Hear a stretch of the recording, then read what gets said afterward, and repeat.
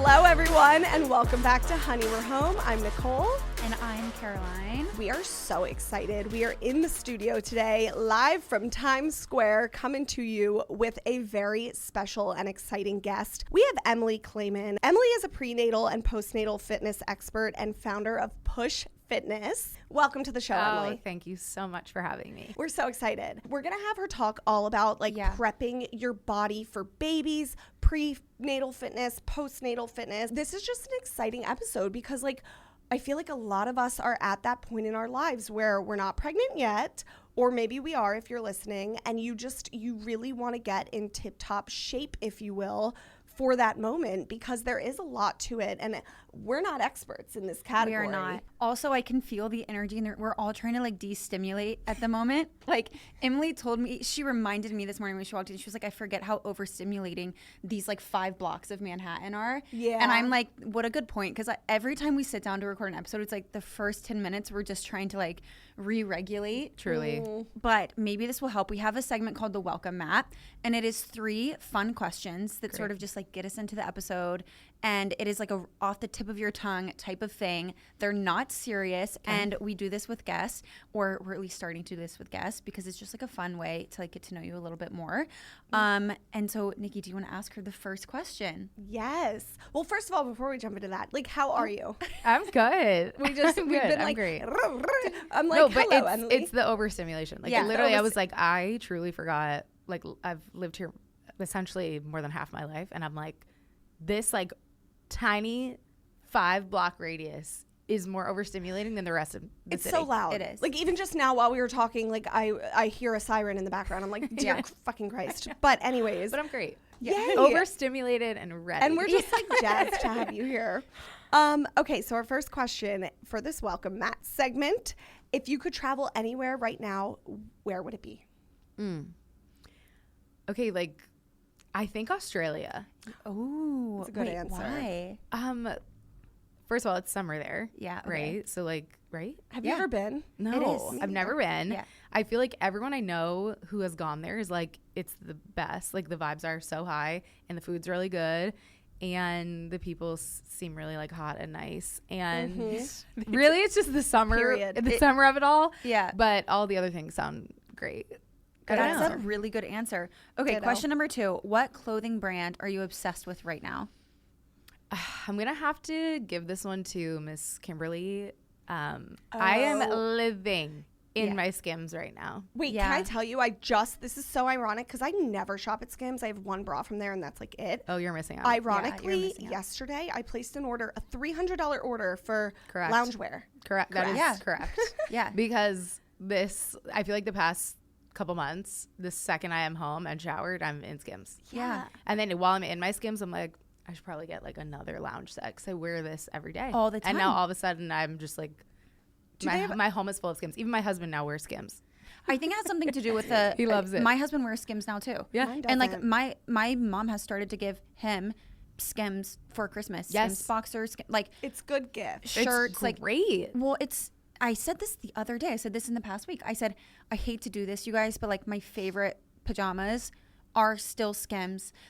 It's just that they're so soft and you can get anytime. I slept in a pair of Skims pajamas last night. Yeah, same. And I hate to say it because it is pricey, but anything I've ever felt / worn from them is good. No, it's so good. It is good. I can't even be. That's why I'm price. Kimberly, I don't know what you're putting in that. Yeah. It's crack. In this day and age, though, I would even call it on par with the other at least quality sleepwear that you're getting. Yeah, I would have a bone to pick if it was that was the price, but it was crappy quality, the Pajama Gate scandal or whatever. On TikTok. What? These girls. Do you know what I'm talking about? The girls that made festive pajamas, but they charged over $100, but they were printed tees basically. Oh god. And they got a lot of backlash. No, that's wild. All of these they got upset because they were pajamas cost $100, and hundreds of thousands of people are it's not that we don't know pajamas cost $100. It's that you're selling printed on t-shirts, for $100. Yeah, I missed so this. know your whatever price point. But the quality of Skims is good, where I'm if I have to stack it up against Eberjay, it's cheaper. If I have to, whatever. And I think that's why I keep going back for more, because I can justify that price over some of the more expensive stuff. Totally. Underwear. She also, I 10 feel like, out of 10. runs a lot of sales, just A like ton. for what it's worth. And I never catch them. Catch 'em, Never. girl. I You're all missing my out. socks, yeah. That's You're where missing I'm out. literally like I always sweating buy full full, like, price. I get all the emails that are like, no. I No. I didn't get one thing on sale. I'm sorry, I've never yesterday. purchased I was about to anything say, full price there. perhaps maybe one of my lounge I sets didn't was know. full price. You will lock into your inbox because Yeah. the emails will be like, Okay. tomorrow, That's the 50% thing. off. And I'm like, Are you an let's email girl? go. Because I'm a brand No. email girl. Yes. I check ignore my that email. shit. Oh no, I look. I have That's a how I know. specific email address for those things. Oh, That's how that one wow. day I was like Banana Republic I'm gonna get or my J. life Crew, together. and you were like, "What's the deal with J. Crew?" I'm like, "Cause they notified me in my inbox. Yeah. Sale." I need to get on top of that. Our last quick welcome mat question. What's a self-care non-negotiable that keeps you sane? Self-care is so loaded. I know. Yeah. It's so loaded. She's I real. mean, Yeah, it she's is. real. It just is. I feel like the like cop-out answer would be like moving my body every day because I just like believe in that so much. But I start every day with a hot water with lemon and a scoop of collagen. Oh, Oh, nice. yeah, I remember you telling me this. And it's become like my morning non-negotiable because it just like forces me to like take 5. Well, and you can tell because you have not one wrinkle. Oh, my and don't you God, not do any thank you. Botox? What? Or did I make that up? You What'd haven't you done Botox? I have not. I know. Oh my And God. she's our age. My Never. age. Yeah. So Wow, this is thank why I you. love you because you just triggered in my memory. She was on the wellness panel that I mention on every episode since then. Yes, really? You were. I literally Yeah, like she talk does. about how it changed my life. Oh my With God. Kate and the others. We And the should hatch? just have the whole panel and the Yeah, hatch. she finally got the hatch. I've Finally got the seen the hatch. posts. I've But been talking slay. about the hatch for like literally a year, and we love it. and she'll be so like, far. "I don't get Well, it. I don't yeah, get it." And then she went to the panel and she was like, "I get it." I get it. Yeah. Well, and the reason I loved you so much on that panel, I asked the question at the end of what's your morning routine? Because everybody was just so successful. I was like, they've all got to have like a rock solid morning routine. And Emily straight up was like, everybody else went with their lengthy morning routines, these detailed routines. Like I meditate and then I do 5 minutes of yoga and then I do that. And Emily was like, I gotta be honest with you guys, I don't really have a morning routine. I was like, my morning routine is shit right now. I'm running Yeah. a business by Yeah. myself. Don't look to me for the answer. But I did throw in, I have my warm water with lemon and collagen every That's morning. a routine. It's just to No, like, it is. Also, doesn't it like it's help grounding. with digestion? yes, there are Yeah. like, I think I even said this on the panel, which like probably isn't the best thing to do, but I was like, I read something a couple years ago and like obviously looked into it a little bit more that I was like, okay, cool. I'll just like, this is a great Yeah. thing to just put into my life. Do you know Yeah. where I heard of it for the first time? I swear to God, it was like probably Gwyneth Paltrow. I'm sure it was. It I'm had sure to that be was like a the same Goop thing. you know, Like, shout outs to Goop for Hot changing my Because life. I remember Yeah. doing it. I did it for like a year and a half. I'm gonna incorporate Morning that. routines are really hard for people with ADD. Like extremely hard. They're hard for everyone. Yeah, Like yeah. I respect and admire people that can do like at that panel. I was literally like, oh, I gotta get my shit together. Like all impressive. these people were like, I meditate, I do this, I wake up extra early so I have, you know, XYZ. And I'm like, it's very aspirational, but in like practice, it just like makes people feel bad. Yes. Yeah. I'm I like, agree. let's start small, a la the hot water with lemon Yeah. or something else. Or maybe you just like drink a glass of water I love and be like, that. check, Yeah. I slayed that. I also Like, learned it has to start be small. time, things that you can do takes in under forever. 15 minutes. Like all together. Like I have this thing where like every January or like this year, February is basically January. So I actually literally just did this past weekend. I like write down what my morning routine was for the last year, what part of it is still working for me, what part of it actually stresses me out. And then I redo it. And I think it helps me to say like, this is only basically a 1-year commitment. So like, this is what that's your nice. routine's going to be for the year. And it's directly based off of like what didn't work for you last year and what Totally. you need to add in. And then I can change it next year wherever I'm at there. But like last year's, mine was so intense. It was like an hour and a half. Like that is No. what it is. If you're going to do a devotion and a journal and a meditation and It's a lot. and you're going to make your Mine gets coffee like and that. breakfast and Yeah. like skin and then teeth and then Yeah. hair, like, Too much time. and then you shower, like it is noon. That's what it feels like Yeah. before you're really well, in or the day. or you have to wake up at like 4 a.m., which Right. Yeah. doesn't work. And then well, like because then you're tired. You didn't get the sleep that you my needed. thing is the reason I like just like the one quick like the thing I do every day, like the water for you, is because like last night, for instance, Mike and I both, for some reason, could not fall asleep till like 1:30 a.m. And I would hate to be like, oh God, I have to fall asleep and wake up by 6 because I have my hour-long journaling routine that I must do because it's my routine. So I like that you're like, quote, a wellness expert, but also okay with like being real and just like. Yeah, I mean, I think it's really important. I also, the demographic of women that I work with a lot, obviously are mothers or soon to be mothers, or women in this chapter of life, whether you're trying to conceive or thinking about starting a family. And if you look at the pressures that are already on women, like as a mom or as a pregnant woman, like adding one more thing to your plate to feel bad about if you don't do is like not going to serve you at all. So it's like, let's be more realistic about this. Again, there's aspirational things that can be on your list of like, okay, cool, this would feel really good if I did that, without like punishing yourself if you're like, oh, you know, I have a 3-year-old and I have a newborn and now I'm not doing my 20 minutes of journaling, like I'm a shitty person. It's like, no. No. It's there to make you feel better. Right. So like if the act of doing it is such a pressure on you of like fighting to find the time and then feeling crappy if you don't do it, it's like the point was for it to make you feel better. Right, so it's like to serve you. Yeah. Mm-hmm. So it's just like, I don't know. It's just like another thing, like I said, to add to the list of like tasks we must complete. No, there's so many on the list. There's so many. Yeah.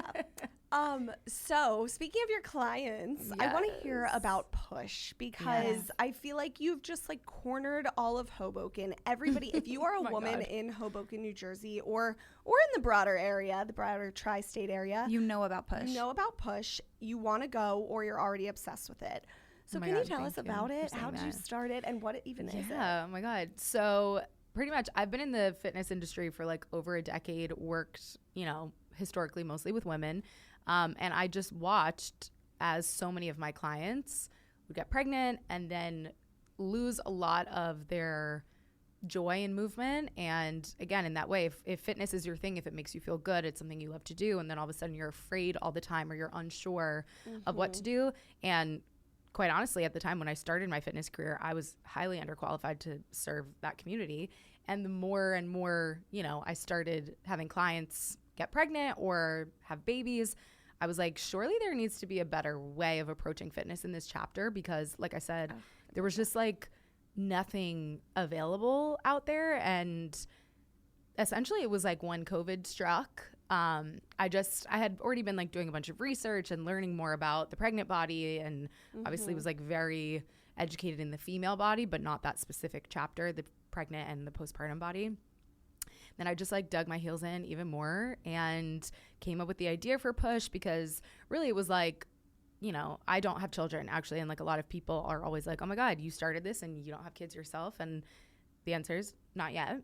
But part of what created or why I created this is the idea of like, well, when I'm pregnant or when I have a baby, like sad. I'm going to want to feel, well, not that, but I'm like, I want to feel like myself. Like I want to feel like I can go to my favorite fitness studio and not be terrified that I'm doing the wrong thing or feel like movement is so important to me.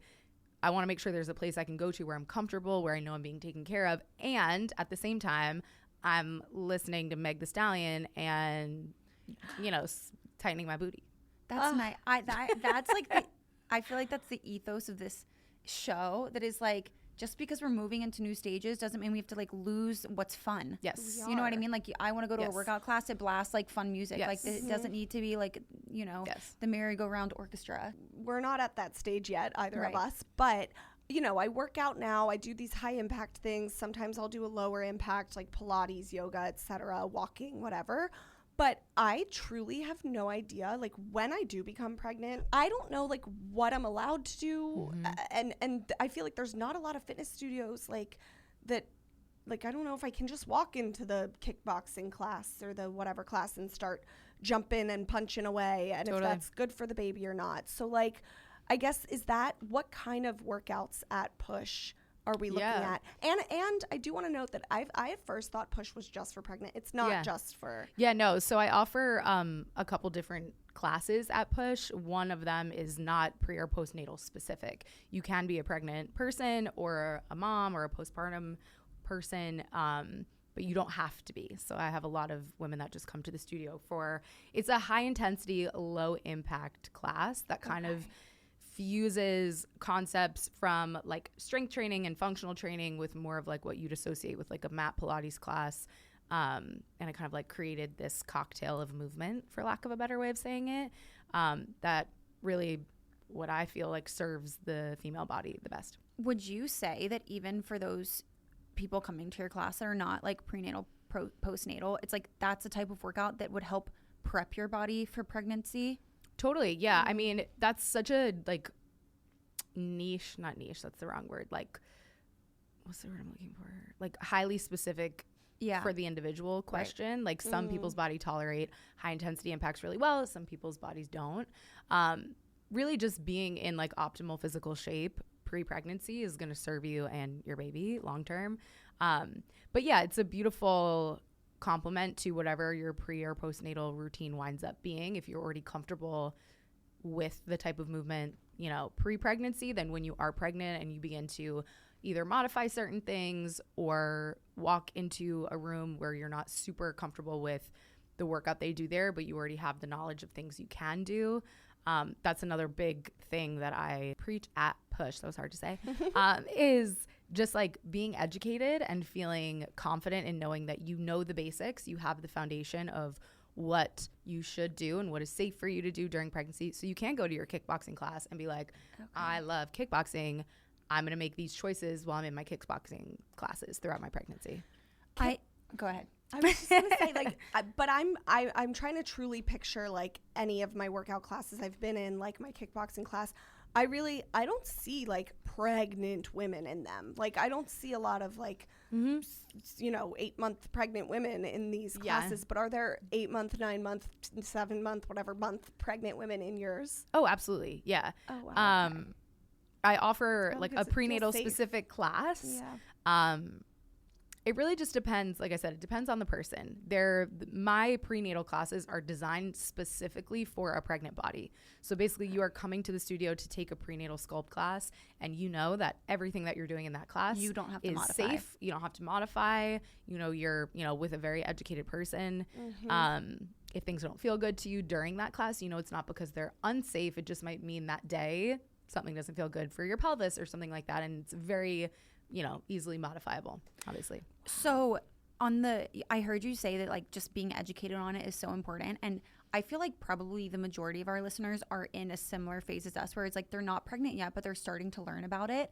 I saw you say that your postpartum recovery starts during pregnancy. What do you mean by that? Yeah, that's a great question and a very important concept. I feel like most women don't understand.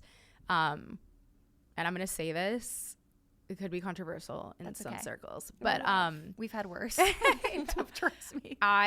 In a beautiful way, the pendulum has swung really far in the direction of, we are encouraging women to work out and trust in their bodies during pregnancy. Like, yes, can't say it enough. That is amazing. Science is there, research is there. The more you can take care of your body, move your body during pregnancy, the better it is for you and your baby. However, unfortunately, with the world we live in on social media and TikTok and Instagram, and seeing videos and seeing your friends even be like, oh, I'm in my kickboxing class at 6 months, 7 months, maybe that works for them, right? But it might not necessarily work for you. Yeah. And even though during pregnancy you might be able to do certain things, one of the things I see the most is women that are really married to planking, okay? And you reach a certain point in your pregnancy where just because you can physically hold a plank does not actually mean it's going to serve you, right? Okay. We kind of have to shift, without getting too nerdy on you, we have to shift the muscle groups we're focusing on in order to hit the correct abdominal muscles during pregnancy. And what we want to do is turn down something in the body called IAP, which is intra-abdominal pressure. Okay. Basically, there's something called diastasis recti or diastasis recti. Yeah. Yep. Very fear-mongering shit out there about that. Every woman experiences abdominal separation. Literally picture your stomach as it is right now, and then pregnant, your muscles have to literally move out of the way. So separation is going to happen no matter what.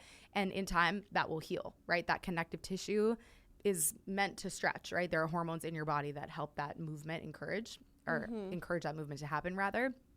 So, for example, during pregnancy, if you're planking, we're actually just increasing pressure in the body, which is going to cause that separation to be way worse than it would be if we were making better choices.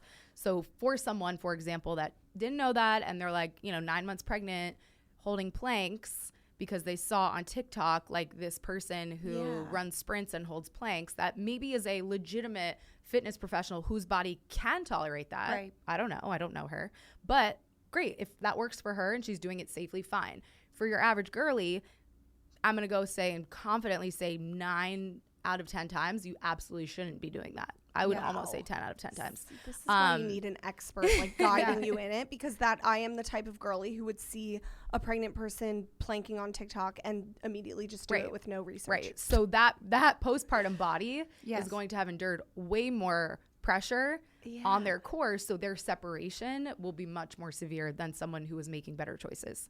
So that's kind of a very clear example of like your postpartum recovery starts during pregnancy. It's the same body. So you have to make the best choices you can during pregnancy to not only support your pregnant body, but also have like future you in mind to help with a much smoother recovery. What is a lower IAP? Is that what you called it? Yes. What is a lower IAP exercise that you would like substitute instead of like a plank, or that women should try to incorporate daily or every other day, even if it's just on their own? Even like a modified plank, like certain, again, this is where, and I will look at the camera for this, like don't take this as Bible right now because everyone is very different. So this is going to apply to certain people differently. But like modified planks are wonderful if you know how to do them correctly, right? Side planks are awesome. The most important thing, in my opinion, to understand is how to activate and access your core properly during pregnancy. Okay. That's like with pushing the baby absolutely out? It helps with pushing. It really helps with everything. And we were living in a time where, we were like, oh, you're pregnant, don't do core work. Like, oh, you're pregnant, your abs are like on vacation, and maybe certain parts of your core are on vacation, but the deeper layers of your core are actually like more important than ever. So core work is quite honestly like the most important thing to master during pregnancy, and we don't really look at that as such. So knowing how to do that will change any workout that you do. And this is when you refer to deep core, when you talk about that. How do we access it? Like, what is a move that can access it? Is that the side planks that you just mentioned? Yeah, no. So accessing your deep core is like truly like a skill you have to teach people. Like, it's why I incorporate it. Loosely can be interpreted as like a part of it. Okay. Your deep core is made up of a couple components, and your pelvic floor is part of it. Kegels are cool. I'm doing them right now. The issue with Kegel is, we associate Kegels with like contracting, right? And think about any muscle. Yeah, please stop. You don't want to hold on to that for a long time. I stopped. I did like 3. The biggest issue with a Kegel is that it's like a muscle like any other. Your pelvic floor is a muscle like any other muscle. So if you think of like a bicep curl, okay, if we did a bicep curl and I just like held my bicep like this and I was like, yeah, I'm working my bicep. Like, no, you're not. Right? You have to contract a muscle and lengthen a muscle in order to have that full benefit of training the muscle. The same goes for your pelvic floor. So we need to be able to contract the pelvic floor and also release the pelvic floor to actually have that function properly within that deep core system. And now, obviously, that's like a learned practice. And that's the point of like going to these classes. When you get to the point of like delivery, basically, what are some things that this helps with? Like, is it a myth that like doing these core exercises like helps reduce the risk of tearing or, whatever it is? And, I've also heard that like once you get an epidural, like you don't even like feel yourself push. So it's a catch-22. Yep. Okay, so this is, again, a very loaded question. We could be here all day. Also, I'm a full nerd, so I could talk about like the deep science of it, but I will try and keep it more surface. The short answer is it is not a myth. It is absolutely factual that the more connected you are to your pelvic floor and the core and your core, the more beneficial it will be in the delivery room, period. Okay. Same thing with your recovery, right? The epidural of it all, right? What I like to say to my clients is if I never met them and they went in and delivered, like they would deliver, right? If you get an epidural, your body would do its thing. So it's kind of the same concept. You're just going in with more awareness and more education. So if your body says, okay, push, even if you can't feel it, you know those neural pathways have already been established in your body, so that even if you're like, oh, I can't feel anything, you've already trained your neural correct. pathways That to is do the that. hope. Yep. Something's doing something. It's That's like to really be. good to know though, because I feel like there are conflicting conversations going on, honestly, to the point you just said, where it's like we're so in the age of social media and TikTok, and like obviously Nikki and I haven't been pregnant, but we've had this conversation off camera multiple times where we're like, we are scared to be pregnant on social media, like not us sharing our pregnancy, to be on the side of social media where people are constantly like, again, like the fear mongering about this and that, and just 1,000 opinions coming from 1,000 different people, 1,000 different ways. Information too, like good information, but there's just you so don't know much what to believe. Yeah. Totally. And so just the idea that like I've had this idea in my head where I'm like, I want an epidural. Like I'm not crazy. Props to people that can do it without one. I am not you. Like I'm gonna ask for an epidural. There is no wrong way to bring a child into the world. I cannot stress that enough. True. It does not. It is your choice. It is your body. You do you. Don't feel any way. No matter what the choice is, ultimately, like it's your choice. It's your body. My plan is just to find like experts, like a select few, like Emily, my sister-in-law, my doctor, like a select few experts, and just listen to and do whatever they tell me to do. And but truly, it is nice to know that like you can still have an epidural and your prenatal classes will still pay off. Absolutely. Because even though you're not like mentally, you're not communicating to your mind to tell your nerves like to push in this certain way in certain time, because you can't necessarily feel it. Your neural pathways are still doing that. Yeah, that's very comforting to know. Yeah. I mean, also it's so layered. We could talk more about it later, because I would spend the rest of the time talking about like pushing and things of that nature. But I think having the like feeling empowered within your body to know, like, I know my core muscles are strong. I know how to access my pelvic floor. I've been doing this throughout my pregnancy. Also brings a level of like self-assurance in the delivery room as well. Like even just some of my clients that are on their second or third babies are like night and day labor and delivery after really understanding how to access these muscles in the body. And for what it's worth, like my prenatal specific classes, like we still like work out. Like you are you are working up a sweat and like getting a great workout in. We just incorporate deep core and pelvic floor work. Why can't I talk? Anytime I say it's an alliteration. Deep core and pelvic floor, I'm like, that's blah, a blah, blah, tongue blah. twister right there. Right. Deep core and pelvic floor work into all of my classes, because I think it is just That's why key. I want to take it, just for the confidence and the peace of mind of like going in. Knowledge is power, like knowing your body. Like you said, I feel like going into that delivery room, whether you are going to be a C-section or vaginal delivery, like just knowing your body can't hurt. It's because I'm just going to say this because I've been having this thought so much recently, and I talked to my husband John about it.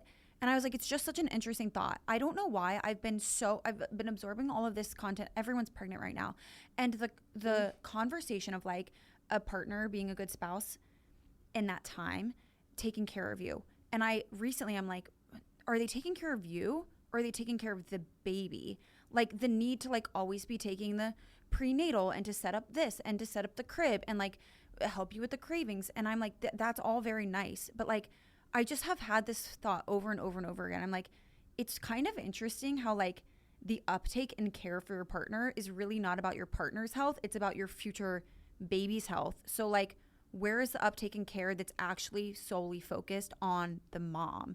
And that is what you're doing. My pregnant friends will say, like, my one friend was like, I feel like he's treating me like a vessel for the baby. No, like, it's truly. I understand that it's sweet, and I'm not saying it's not sweet, but it's like, but yeah, I'm taking care of my body for this baby too. Like, I'm taking care of the baby via my body. I don't have a choice.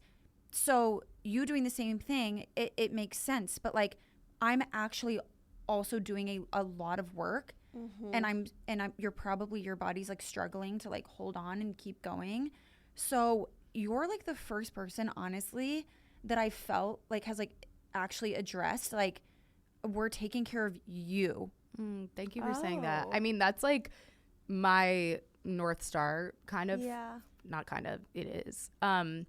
In this season of life, again, I say this all so I also offer postpartum classes. So in my new mama classes, New Mama Sculpt, you can bring your baby. Well, I wanted to talk about this Yeah. so bad. I think it's so everyone should do this. And I'm like, I love your babies. They're so cute. I will hold them if they get fussy so that you can get your workout in, because at push, like in my space, the mom is the priority. Yeah. Like I am highly educated in the woman. Like when people are like, what do I do with my baby? And I'm like, don't ask me that. I can tell you anything about you. I'm not an expert in your baby. I'm an expert in you, like your body and what you need. So I just try my best to show up for the moms in any way that I can, and recognize the unfortunate fact that we don't look at pregnancy and motherhood. Again, I think we're starting to a little bit more, the more that society as a whole is being educated more on just how much a woman takes on when they are pregnant or after they have a kid and are raising children. It's kind of like the age old, like your baby's born and everyone goes straight to the baby when they come and visit you, and not straight to the mom. Right. I've seen those videos, and it's like when somebody does go straight to the mom, it makes the mom feel so like refreshed. I mean, it special. Again, I am like, I love babies. Like, don't misread that. But like when you look at it on paper, like the mom needs a lot of love and attention and help and comfort and guidance as well. Like, well, that's why if not like more low-key. Your clients, like Christina at one point, who's a dear friend of mine, yours, everybody's at this point, who's one of your big clients, she was like, at one point, I just remember her like postpartum, her baby was like 2-3 months old. She was like, I am looking forward to my push class so much. Like that was what she was like ready to go to. And it's so true, because like you do prioritize mom there and baby, of course. And that is so nice that you can bring the baby. You're not doing something in order to benefit somebody else. Like you're doing something in order to benefit you. And that is just a question I've had. I mean, it's a great question. I mean, like I said, I think we're living in a time, like our mothers and grandmothers' generations, like definitely didn't have this. And I'm like brought to tears sometimes when I like think of my own mom and grandma, when I'm like, I just wish that I could like go back in time and be this person for them, honestly. But it's such a vulnerable season of life for women when you are pregnant, when you are postpartum, especially if you're a first time mom and you have like no personal experience in it, obviously, right? So because there's so much fear mongering, and in the digital age, we're seeing this person do this and this person do this, and you know, we're being pushed all these supplements or pushed all these things, and like, oh, everything's fine, just come and do this, and like the bounce back culture, like it's all so gross. And I'm like, let's like rewind for a second and actually zoom in on what we want to do for the woman, right? If the ultimate goal is like, let's help you heal, let's help you feel like yourself, let's help you, you know, build community and all these things. In my mind, going back to when I was kind of like visualizing what I would want for myself and my friends and the women that I had worked with, that I felt like I couldn't serve them, you know, a decade ago. Now I'm like, okay, I know at, you know, a couple weeks postpartum, when I'm like, I gotta move my body, I want to do something, I want to go somewhere, like having the correct, let's call it, for lack of a better way of saying it, way of getting back into a fitness routine needs to exist. And again, I want to feel like I'm going to my favorite fitness studio, just like I did pre-pregnancy, pre-everything. Just like, yes, like today I get to go to my favorite workout class, and not only do you get to go there, but you go there knowing you are treating your body the way that you need to. You are healing and retraining your core in the way that you need to, reestablishing, you know, full body strength, so that you can show up for not only your baby, but for yourself and everyone else in your life. I love that you said it's like more than just bouncing back, because we always hear that term. Oh, you bounced back so well. She bounced back. And now like people like that aren't even But do they feel good? That's the thing. Like I like that it's a mental like aspect to it too. It's joining that community again. Because I've seen my postpartum friends, like some of them, God forbid, go through, you know, a little bit bout of postpartum depression and whatnot. Tough. You just want to feel like yourself. Yes. So even if it's just doing that for you in the recovery postpartum stage, then that's plenty. I know we wanted to talk about like if you're doing vaginal delivery versus C-section and how the recovery differs between those two. Like, do you have women or clients that have gone through like a hardcore emergency C-section scenario where their stuff just got like ripped open and they are recovering? Do you have anybody like that in class? Absolutely. And how does it kind of like... So I offer group classes, but I also do a lot of personal training, right? So I think again, it's knowing your body, knowing your, you know, fitness background, and understanding your starting point, let's call it pre-delivery. Okay. I think I remembered the word because I'm about to say it that I couldn't think of before. Oh my God, I'm so happy. I was like, it was nice not that happened. Yeah. Okay. Well, not it was nuanced. Oh, okay. Yeah. You know that's what I'm saying? Oh, that's my Lord. Okay. Yeah. It is a nuanced answer. I think that is what I want to say. A lot of the recovery process, like the starting point, is quite similar actually when you have a vaginal delivery versus a C-section, depending on the individual situation of the C-section and the individual. Again, there's not, it's hard anytime I'm like on a podcast or being interviewed about this, it's so hard to give like a single answer. It's a major surgery. Yeah. You know, so the procedure exists, and it's wonderful that it exists because sometimes we need it. And you know, I think for a while it was like villainized almost, like it's, oh my God, a C-section. And it's like, if that's what's going to safely bring your baby into the world and keep you safe and keep your baby safe, like what a great thing that this medical procedure exists, right? So I know a lot of the time when my clients, you know, for whatever the reason is, you know, have to have one, or it's an emergency C-section, it's a lot to process through for sure.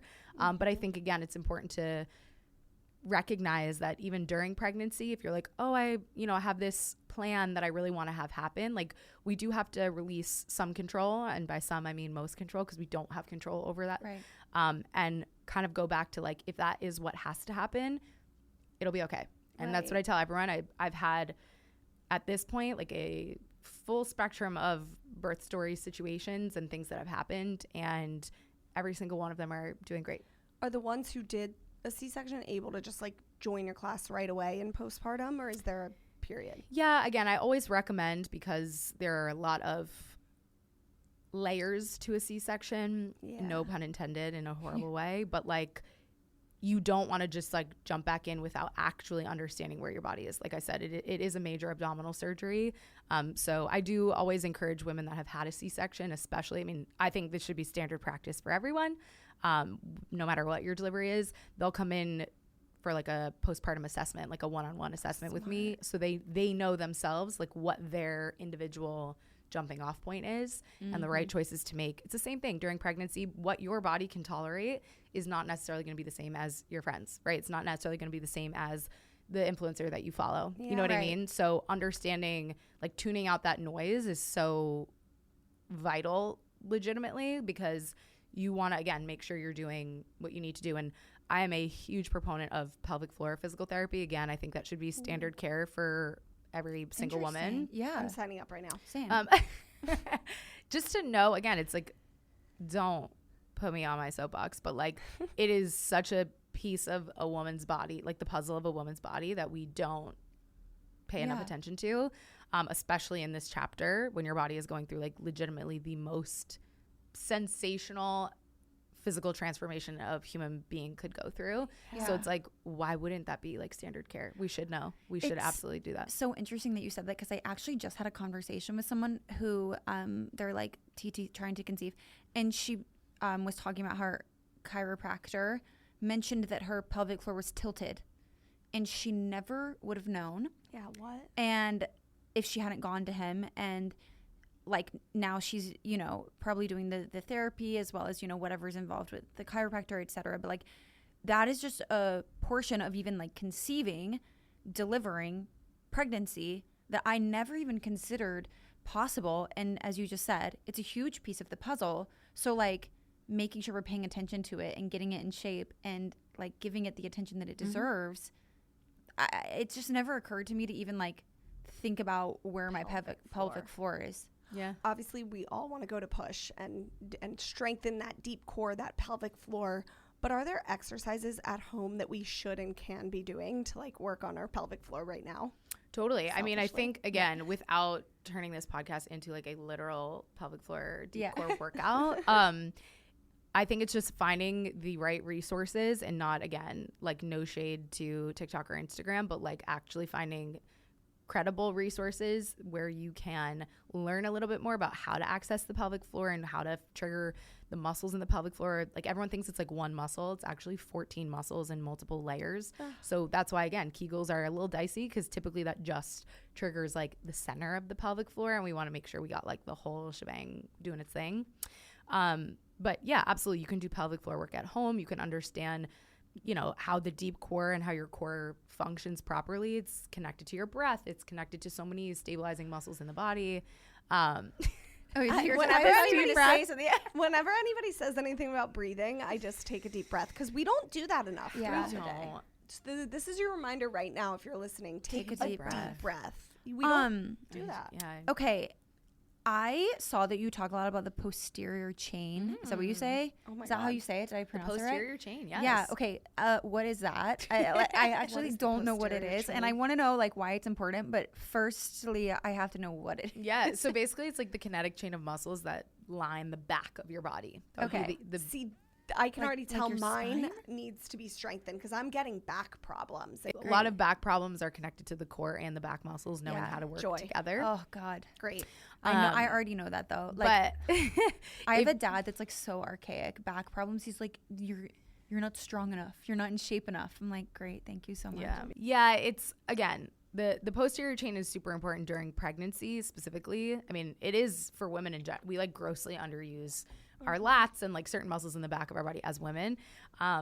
But during pregnancy, think about it. You're essentially upping a weighted vest that's inside of your body. But for visual purposes, like imagine just like holding a 5-pound weight and then holding a 10-pound weight and then holding a 25-pound weight and holding 100 pounds. Yeah. If you were doing that, you'd be like, how do I hold this up? Like what muscles do I need to fire to make sure that I'm standing upright and supporting my body so you're not just like hanging on your bones, right? Yeah. So the back of the body becomes super important because our center of gravity shifts so much during pregnancy that we're super front forward, right? Picture a belly. Your boobs get bigger, your belly is growing, you know, things are happening in that direction mostly. So we want to make sure that the back of the body is also supporting that like neutral alignment.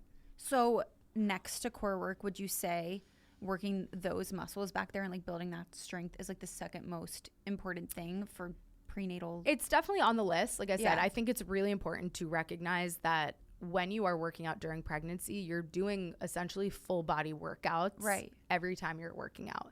So calling on the muscles that help with stability and help you maintain that neutral pelvis, neutral alignment will just help with all of the aches and pains that typically pop up during pregnancy. Will just keep you feeling a lot more comfortable in your body and stronger. Do you have anybody in their first trimester who's like super nauseous in your classes ever? Totally. Absolutely. Oh, yeah. So again, first trimester, you are in survival mode. And if you are someone who is super affected and can't do anything, I always say like, don't be hard on yourself. Sitting down in any room really through your whole pregnancy. But it's important to remember during the first trimester because like optically it's like you don't have the belly yet. You're still like, am I pregnant? Like, is this actually happening? So you're in, and usually it's quite isolating because most women don't share the news super early. Right. So then you're just like, I feel like shit. I don't want to do anything. Nobody knows why I'm like acting this way. You know what I mean? Yeah. You're going to be the first person to know that I am. Now that I'm thinking I can't wait. I can't wait. You probably are the first person to know because women go to your class. It's a very wonderful badge of honor that I wear. That's really it's fun. very special. It's like, I haven't even told my mom yet, but I'm telling you. See, I couldn't do your job because I would just, No, I take that to the grave. No. No, again, it's important. People need that outlet and that resource in their lives. Yeah. But anyway, a pregnant body, no matter what stage of pregnancy that you're in, you are the hardest working person in any room. So if you're in that first trimester and you're like, oh my God, showing up here was so hard and you only do parts of class. Like I have women sometimes that just like sit on the mat for a little bit. They're like, that'll be me. There's no way I'm doing, reverse lunges today, honey. And I'm like, that's okay. You showed up, you do what you can. You know what I mean? You have a lot of the balls. What does bouncing on the ball do? The birthing ball? Yeah, sorry. That was so blunt and vague. Sorry, I'm exhausted. You have a lot of balls. What does that do? I was honestly about to be like, thank you. Like, you got some balls, lady. Sorry. sorry. I really like just That's malfunctioned. No, the big short circuiting. Whatever. I short circuited. No, that was fantastic. The big balls. So I mean, great. I just feel like in your wonderful marketing content on Instagram that I see and whatnot, and all the girlies sharing the class experience, I always see those big birthing balls. Yeah, they're an awesome tool during pregnancy to just help with mobilizing and stretching and prepping for labor. So I do, again, in my one-on-one sessions that I offer, some women come just for birth prep. So maybe they'll come and take group classes too, but then they'll reach out to me and be like, hey, you know, I'm at 34 weeks. I'd really love to come in for a couple weeks and just talk through prepping my body for birth, because each trimester we kind of look at the body in a different way. And obviously we want to prepare appropriately for delivery and do everything we can to assist your body with that. So quick question. If somebody does want to, like if somebody is doing their classes, but they do want to do birth prep, like at what week mark do you most often see women come in? Or like if they were to ask you, like what would you recommend? Like come here at this point in your pregnancy? I typically say like once you start your third trimester, it's good to start familiarizing yourself with the ideals of like what good birth prep would look like. Cool. Because if you think about it, it's what I say to women all the time. I'm like, you're not going to show up when you're in active labor and be like, teach me all these things about how to make this a smoother experience. You're going to be like in active labor. So you're not really going to be absorbing all of that. Yeah. So the more time you give yourself just to get comfortable with it, and not only comfortable with it in your mind, but also like in your physical body, the better. So probably that early third trimester. I also have another question. I'm so sorry. No, I'm like literally reserving questions. I'm Okay. just like one thing that I heard a long time ago that I've kept in my brain was that starting new workouts, like you should only continue the workouts that you already do once you become pregnant, and you shouldn't start a new type of workout. Is that true? And if it is true, like do you recommend women start doing these like strength training, low impact workouts pre-pregnancy to like make that easier? That's a great question. So again, a nuanced answer. That really applies more to someone that is really inactive in their life pre-pregnancy. If you're someone who like never really works out for like, let's call it like a year pre-conceiving, and then you're pregnant, and then you're like, I should definitely start training for a marathon. Like, no, you should not, right? You already are training for pregnancy and delivery, which is a marathon in and of itself. If you're someone who's only really done low impact workouts, and all of a sudden you're, 15 weeks pregnant, and you're like, I'm going to go take a crazy HIIT class. Like, not the best idea. There's a way to transition into it. My go-to answer for this question though is really like, truly the data is there. Movement during pregnancy is better for you. Rarely is there an instance, it has to be some contraindication to be on like bed rest, or where a doctor would be like, don't do anything. Again, those situations do exist for sure, but for the average pregnancy, like movement is going to only serve you and your baby. So, I had women in the past that they're like coming to my mind right now as I'm saying this, that were pretty low levels of activity during their pregnancy and came to me, late second, early third trimester. And we absolutely got them moving appropriately. Again, they're not showing up to a crazy high intensity impact from going 0 to 1,000. Like, no, but you should absolutely, if you can, absolutely move. What about the women who are going through IVF? So they're not pregnant yet, but they might be doing the stimulations. They might be hormone changes. Yeah. Do you have any of those clients? I definitely do. Because you're about to. I definitely do. Here's the thing. I feel pretty strongly about not really speaking on the IVF journey in like mass it's a tough one. forms of communication, like a podcast. It's again a hyper individualized. See, I did it again. Individualized thing, just like most things are in pregnancy. But because I'm not an IVF expert, like again, I have enough information to serve my clients appropriately in terms of like what your physical body needs to do. But in terms of your history with IVF, like that would be a conversation which I've done before and speak to my clients' doctors. Actually, like directly. So if a woman is going through IVF and their doctor's like, don't do anything, and they're like, oh, but I have this, fitness studio with an expert who runs the studio, like sometimes I'll actually talk to the doctor. That's That's amazing. Yeah. I just know when I was going through the stimulations last year at this point, my doctor was like, yeah, you can do like easy exercise. Don't be like, especially as you get closer to the retrieval, don't be doing like hardcore running Goliath marathons, which I wasn't anyways. But even for you, the fear mongering, again, it's there because you were nervous. Even though she said that, you were still like, I'm still a little nervous. I just like towards the egg retrievals, I remember I just like walked a lot. Like walking is always my go-to. I'm like, I have a dog. We love walking. I can walk. I have 2 feet. I can walk. Let me do that. But I will say, like, as I get more in my journey and as I get closer to being pregnant eventually at one day, I'm gonna be doing push and Emily. I like that you're an expert, but you're not like a know-it-all, like how some experts can be. But you're just thanks. And I have balls. And you have balls. Call back. And you like go through women in their like. You go through them with them through the whole process, which like I know we don't have much time left, but I really want to talk about the BYOB, like the bring your own baby classes. Oh, yes. Like to me, that is such an amazing concept. Why aren't more people doing this? Like, how did women respond to like having this class? Like, what does it feel like? I mean, chaotic? it's been really wonderful. Exceeded any dream and hope that I had for that class format when I cooked it up in my mind. Like, again, prioritizing the woman, looking at, well, what's one of the biggest reasons why women aren't able to get stronger postpartum or aren't able to get into a routine? It's childcare. Yeah. Mm-hmm. So I'm like, okay, if I structure a class in a certain way where it's safe and comfortable to bring your baby and everyone else in the class is also in that same chapter, it's just like, let's go, let's do it. So I want her to do bring your own dog.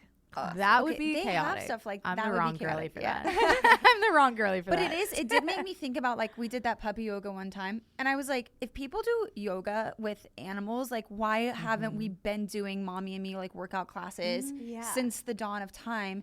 It's a thought I've had over and over and over again about like what will I do? Like what do women do? They're like, honestly, like, work from home or not, they're used to going, even during pregnancy, they're used to going to a workout class after work, before work, if they're work from home, potentially like during lunch. What do you do when all of a sudden, like, you don't want to hire someone to just come for an hour, or like if you're doing it every day, that's got to be extremely expensive.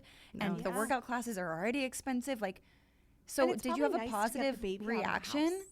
Yeah, no, it's been amazing. It's been like really incredible. Everyone, does everyone in the classes bring a baby, or are there some? No, there are definitely some women that don't, and like certain days of the week, depending on like my Saturday morning classes, a lot of the time they'll leave the baby at home with their partner and come. Okay. And look, movement, I will say this always, like, if you are able to carve out time for yourself, which is rare as a mom, especially as a new mom, you can always, I think it's good to prioritize your fitness as like your self-care, right? Yeah. Back to our self-care moment. Like, it's so hard to find pockets of time for yourself. So if you're able to come without your baby and that serves you, absolutely, you can come by yourself. You don't have to bring your baby. Some women love bringing their baby as like time with them out of the house and like a fun activity with your baby that's actually not about your baby, but it's about you with your baby, which I think is a really nice mental shift, because most activities you do with your baby are like the baby music class, or like the baby they're like playing with a baby is like low-key not fun. Sorry. I'm sure it's different when it's your own baby, but like, but I think that's also I'm gonna get canceled. No, I don't think so. I think I've also heard like a lot of people refer to it like as the blob phase or something recently, like the first like 4 or 5 months. You either like love it, or I don't want to say hate it because it's your child, but like you love it or you're like bored by it, I guess. That's why I always say, like, I'm meant to be a toddler mom. Like, toddlers are so fun when they're talking, they're up, they're crazy, whatever. I mean, I say that now, and the moms listening out there are like, get ready, because this toddler stage is hard.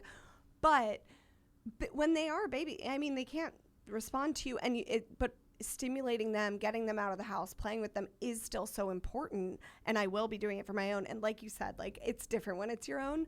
But even like my own nephews and people that I love, still think like, it is the same consensus. Like, when will I ever get time for me back? Like when will ever I get my time back? Like, and that's doing something for you. I just feel like, this is doing something for you, and also like gets them looking at other things, gets them a little stimulated. No, it's great. I mean, I think it's great for both mom and baby. And like I said, I would rather, my priority is the mom.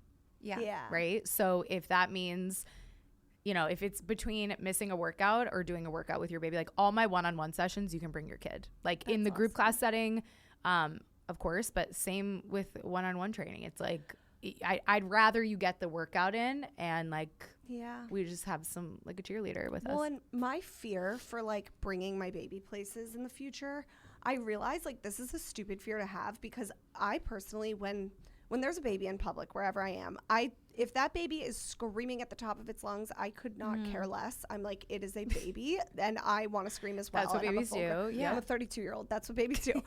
But and that's what 32-year-olds do. Yeah, exactly. So I would like to scream with the baby, but so my fear, I feel like, is like, I don't want to be like one of those moms who's like freaking out if my baby's crying in public, because then I'm like, oh, are people judging, whatever. But I feel like this is just such a judgmental free space. So if you bring your baby to the BYOB class and your baby does start like randomly screaming, it's like fine, because everybody else is moms and they get it. Yep. Whereas like people judge if they're not. You know? But I think it also plays into this larger narrative that we've heard like going on a lot. I think a lot of people in our generation like enjoy this, especially like New York-based moms, of like having your children or your family life like fit in to your life versus like shifting everything about it to like be defined by the child-based activities. Totally. And I am not saying by any means that like you should never do things that are just centered around your child, just finding that balance for sure. And I feel like that's a narrative that I at least like I love watching videos about it. I love the idea of it, and I've heard a few times people say like even doing that acclimates children to like being in public spaces or being around people like sooner and quicker, and so you might have less resistance and sort of like that transition of like now we're doing like an adult activity versus like an activity that's focused on stimulating you 100% of the time. And it kind of plays into that. We're like, for sure, we're going to this like for mommy. Like you're joining in my activity, just like I join in your activities. Totally. Right. That's why they're always like, bring your child to restaurants and stuff. But again, like that environment is tougher, I could imagine, to bring your child to than a BYO baby class that is like built is for part that. Of your life, yeah. But also built for it's also just become, and this is why like my mission is to bring push to the world, because it just cultivates a different type of relationship with people. It's again, as adults, it's hard to find new friendships or make friends, and it's a place where you are with women, even if they don't become your best friend in the world, but you are in the same season of life, which is amazing. And I've watched friendships develop. They'll go for coffee after class, like it's just with their babies. Like it's really wonderful. What an amazing thing. I have that fear of being isolated. We've talked about this on the podcast before. Yeah. Because I'm no longer in like a co-working environment. So like I'm already not exposed to like people at all, or like adults in my day-to-day, unless like I go and seek it out. And so then being in a stage of life where like perhaps you're one of very few pregnant people at your age or in your friend group, like especially in the city, and then even being more isolated, it's like how do you find that community? And that's like the number one thing that studies have shown is like that's community is like the most important. This is why I want to, no pun intended, push Hoboken even more, because I've just seen push it, girl. My Hoboken mom friends have such a little community. Like the Hoboken mom community, it rolls deep, and they like they're great to me too. They're like hang out, like they're not excluding. They're awesome, and they're all like, I've never not met a cool one. Like they're all cool, and they all go to Push. So speaking of your mission to bring Push to the world, like what can we see next from Push, and like how can we find I want like at home, like I know we're working on it. Yeah. Oh, like a I need moment. everyone listening to this to be able to. Yes. Stay tuned. I'll make sure you guys are some of the first to know. We have some big exciting plans in 2025. So I can't say more than that right now. Oh, I love a secret. Sorry. We're manifesting and praying that every it sounds like so dramatic. No, but your studio is all of us listening to you right now are manifesting and praying that comes true. Like yes. For you and for us. Yes. Yeah. Thank you for saying that. But yes, hopefully soon. Well, and your studio's in Hoboken right It now. is. Studio's in You Hoboken. Post a lot Come of hang knowledge out. and resources. Where can we find you on Insta and all Yeah, that? Instagram. I'm not gonna lie. TikTok has never. It's okay. It's so hard. It's fine. We don't need TikTok. We don't know. It's so her. hard. Yeah. It's really Instagram. Yeah. All the info's on the Instagram, the website, obviously. It's push PPNFT on both Instagram and on my website. And What is Yeah. PPNFT? Yeah, I was literally pre and gonna ask. postnatal fitness and Pre and functional postnatal training. We're really Functional nosy. Yeah. training. Yeah. Yeah. Well, PPNFT. I was like, Pre and postnatal functional training. Honest- Honestly, that it was because push was taken already. it's Yeah. always already I just everything's wanted taken. push, and it was not. So I was like, all right, we'll get a little bit more specific, Yeah. a little more Imagine niche, if you if you got will. a handle at push. That'd be like Great. I mean, it's crossed my mind to reach out to them. They Yeah, exist. full but of what kind of company is it? honestly, I don't remember. it's probably like a button company. A button? button? Oh, like push a button. Oh, I was like sewing. like doesn't I have thought a a push. button on a jacket. I was like, walk me there. How'd you arrive there? Thank you so much for coming. Everybody, God, you can thanks find her for at having me. PPNFT, Push in Hoboken.